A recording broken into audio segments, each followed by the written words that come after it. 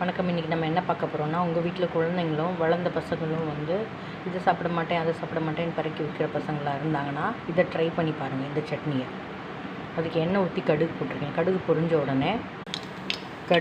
உடனே கடலைப்பருப்பு ஒரு ஸ்பூன், உளுந்தப்பருப்பு ஒரு ஸ்பூன் நல்லா ரெட்டானோடனே இப்படி 3 பல் பூண்டு, அதுலேயே 4 காஞ்ச மிளகா, 2 பச்சை மிளகா, அதிலே 2 சைஸ் தக்காளி போட்டு நல்லா வதக்கிக்கோங்க. இந்த சட்னிக்கு தேவையான புளி அதையும் சேர்த்து வதக்கி, இதுக்கு தேவையான அளவு உப்பு, இது கூடவே 2 பிஞ்ச் பெருங்காயத்தூள். தக்காளி எல்லாம் நல்லா வதங்கி வந்ததுக்கப்புறம் அடுப்பை ஆஃப் பண்ணிவிட்டு நல்லா ஒரு கைப்பிடி கொத்தமல்லி போடுங்க. நல்லாவே ஒரு கைப்பிடின்னா தாராளமே ஒரு கட்டு கொத்தமல்லி அப்படியே ஃப்ரெஷ்ஷாக போடுங்க. ட்ரை பண்ணி பாருங்கள், சப்ஸ்கிரைப் பண்ணுங்கள். அது எனக்கான என்கரேஜ்மெண்ட். நீங்கள் பண்ணுவீங்கன்னு நான் நினைக்கிறேன். தேங்க்யூ.